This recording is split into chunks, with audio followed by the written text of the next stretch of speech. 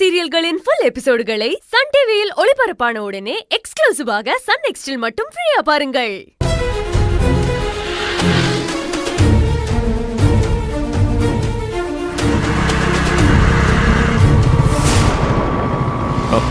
அஞ்சலி, எதுக்கு இந்த நேரத்துல வெளியே வந்து நின்னுட்டு இருக்கீங்க?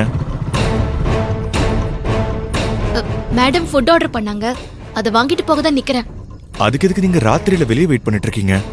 அவங்க வந்தா காலிங் பெல் அடிக்க போறாங்க, அப்ப வந்து வாங்கிக்க வேண்டியது தானே? இல்ல, அவங்க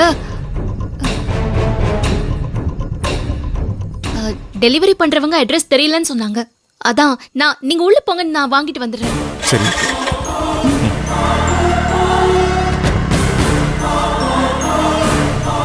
அஞ்சலி, விக்கி தம்பி கூப்பிடு, நான் அவர்கிட்ட பேசணும். அத்தை, என்ன பண்றீங்க? அவருக்கு எதுவும் தெரிஞ்சிடக்கூடாதுன்னு நான் அவரை உள்ள போக சொன்னேன். எதுக்கு இந்த நேரத்துல இங்க வந்தீங்க? அத நான் விக்கி தம்பி கிட்ட தான் சொல்லணும். நீ விக்கி தம்பி வெளியில வர சொல்லு. நான் எதுக்கு வந்தேன்னு அவர்கிட்டயே நான் சொல்லிக்கிறேன். அத்தை, தேவையில்லாம பிரச்சனை வேண்டாம் அத்தை. ஏற்கனவே இங்க ஏதேதோ பிரச்சனை போயிட்டு இருக்கு. நீங்க தயவு செஞ்சு இப்ப வீட்டுக்கு போங்க. எல்லா பிரச்சனையும் முடிச்சிடலான்னு தான் நான் இன்னைக்கு இங்க வந்திருக்கேன். நீ முதல்ல விக்கி தம்பியை கூப்பிடு. அத்தை, சொன்னா கேளுங்க அத்தை, ப்ளீஸ். நீ கூப்பிடலன்னா என்ன, நான் கூப்பிடுறேன். விக்கி தம்பி, அத்தை வேணாம் அத்தை, நான் காலை விழுந்து கேக்குறேன். என்ன பண்ணிட்டு இருக்க? அத்தை, எந்திரி முதல்ல. அத்தை ப்ளீஸ், அத்தை ப்ளீஸ். என்ன அஞ்சலி நீ? ப்ளீஸ் தயவு செஞ்சு நான் சொல்றது கொஞ்சம் கேளுங்க. நீங்க அவர்கிட்ட எதுவுமே பேச வேணாம். முதல்ல நீங்க இங்க இருந்து போயிடுங்க அத்தை. அஞ்சலி, நீ சின்ன பொண்ணு, அதனால நீ என்ன பண்ணிட்டு இருக்கேனே தெரியல. உன் வாழ்க்கை நாசமா போகுதுன்னு கூட தெரியாம யாருக்கோ உன் வாழ்க்கையை விட்டு கொடுத்துட்டு இருக்க.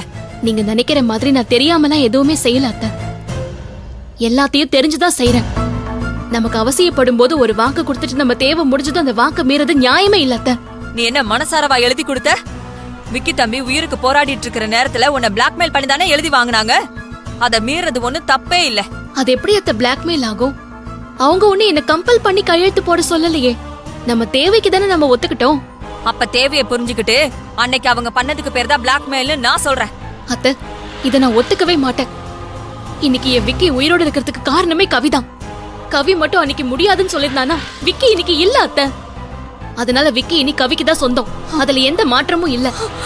ஐயோ அத்தை, கட்டின பொண்டாட்டி நானே சொல்றேன். உங்களுக்கு எல்லாம் என்ன பிரச்சனை? இங்க இருந்து கிளம்புங்க அத்தை. அப்படி எல்லாம் என்னால போக முடியாது அஞ்சலி. எனக்கு உன் வாழ்க்கை முக்கியம். நானே வேண்டான்னு சொல்றேன்ல அத்தை. ஏன் இப்படி அடம் பிடிச்சிட்டு இருக்கீங்க? வேணான்னு நீ சொன்னா மட்டும் போதுமா? இதுல ஓ வாழ்க்கை மட்டும் இல்ல அஞ்சலி, விக்கி தம்பியோட வாழ்க்கையும் சேர்ந்து இருக்கு. நாளைக்கு விக்கி தம்பிக்கு பழசெல்லாம் ஞாபகம் வந்துருச்சுன்னா அவரோட நிலைமைய கொஞ்சம் யோசிச்சு பாரு. உன் மேல உயிரே வச்சிருக்கிறவர் அவரு. உனக்காக அவர் குடும்பத்தையே வேணான்னு தூக்கி போட்டு வந்தவரு. அவரால உன்னை விட்டுட்டு வேற ஒருத்தியோட வாழ்ந்துட முடியுமா? நீ இப்ப எடுத்த முடிவுனால உன் வாழ்க்கை மட்டும் நீ இப்ப கெடுத்துக்க போறது இல்ல, விக்கி தம்பியோட வாழ்க்கையை சேர்த்துதான் கெடுக்கிற. இவ்வளவு ஏன்? யாருக்கு வாக்கு கொடுத்தத மீறக்கூடாதுன்னு நினைக்கிறியோ அவ வாழ்க்கையை சேர்த்துதான் நீ கெடுக்க போற. ஏன்னா பழசெல்லாம் விக்கி தம்பிக்கு ஞாபகம் வந்துருச்சுன்னா அந்த ராட்சசிய கிட்ட சேர்க்க மாட்டாரு, ஒன்னதான் தேடி வருவாரு. அப்ப நீ என்ன பண்ணுவ? பாத்தியா, உன்னால பதில் சொல்ல முடியல. இந்த பிரச்சனையை எப்படி சரி பண்ணணும்னு எனக்கு தெரியும். நீ விலகி நின்னு வேடிக்கை மட்டும் பாரு, நான் பாத்துக்கிறேன். அத்தை, அத்தை முடியாது அத்தை. நான் உங்களை உள்ள போக விட மாட்டேன். அஞ்சலி, நான் இவ்ளோ தூரம் சொன்னதுக்கு அப்புறமும் உனக்கே புரிய மாட்டேங்குது. நீங்க சொல்றதெல்லாம் எனக்கு புரியுது அத்தை. ஆனா நான் இப்ப என் முடிவை மாத்திக்கிட்டேன்னா அது நான் கொடுத்த வாக்க மீறி அவங்களுக்கு துரோகம் பண்ண மாதிரி ஆயிடும். ஐயோ, அது துரோகமே இல்ல அஞ்சலி, நீதான் அப்படி நினைச்சுக்கிற. இங்க பாரு, நீ வழிய விடு. விக்கி தம்பி கிட்ட நான் பேசிக்கிறேன். நான் சொல்றதையும் மீறி நீங்க உள்ள வந்து பிரச்சனை பண்ணணும்னு நினைச்சீங்கன்னா அத்தை, அப்புறம் என் பணத்தை தான் நீங்க பாப்பீங்க.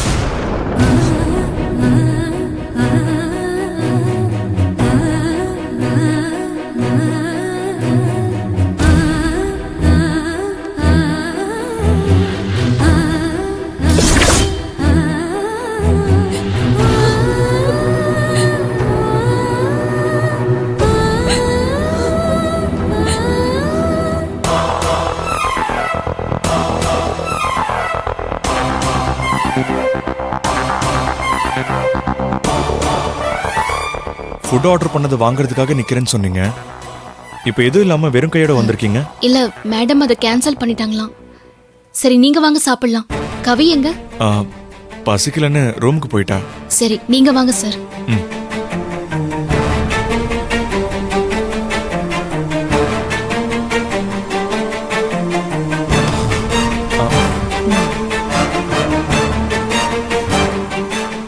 அங்கிள் ஆண்டி வாங்க சாப்பிடலாம்.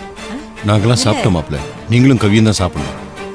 ஆ, ஆ, காயத்ரி ஆண்டி சாப்பிட்டாங்களா? ஆ அவங்க சாப்பிட்டு தூங்கிட்டாங்க. ஆ, நீங்க உட்காருங்க சார்.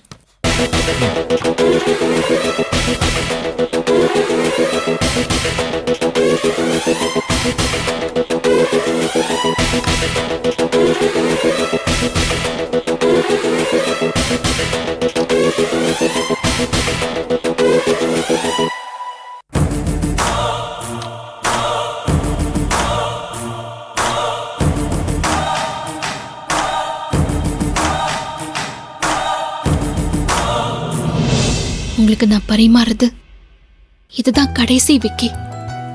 இதுக்கப்புறம் உங்களுக்கு பரிமாறுற பாக்கியம் எனக்கு இல்ல.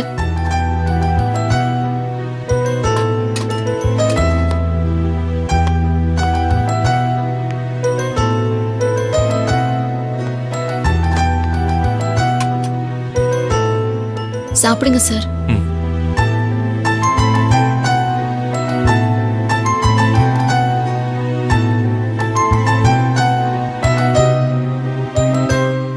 உங்க பக்கத்துல நான் இருக்கிறதும் இதுதான் கடைசி விக்கி.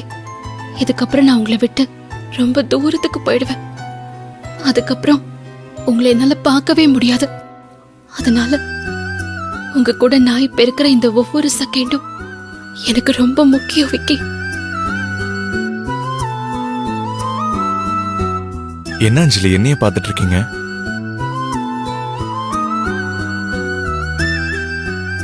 இல்ல, நீங்க சாப்பிடுறத பார்த்து பார்த்து நான் பரிமாறணும்ல, அதுக்கு தான் சார்.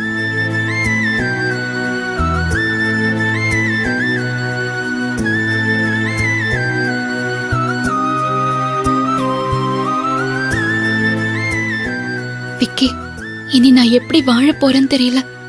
ஆனா இப்ப எனக்கு வேற வழியும் இல்ல. சித்ரா அத்தை சொன்ன மாதிரி உங்களுக்கு பழைய ஞாபகம் வந்துட்டா நீங்க என்ன தேடுவீங்கன்னு எனக்கு தெரியும்.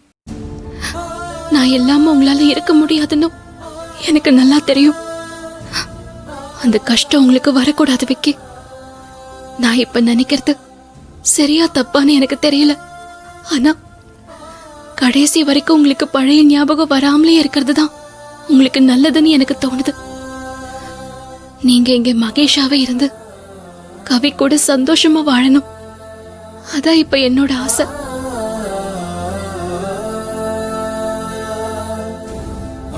என்னாச்சு அஞ்சலி? ஒன்னும் இல்ல சார். கண்ணெல்லாம் கலங்கிருக்கு. கேட்டா ஒண்ணும் இல்லைன்னு சொல்றீங்க. அதெல்லாம் ஒன்னும் இல்ல சார்.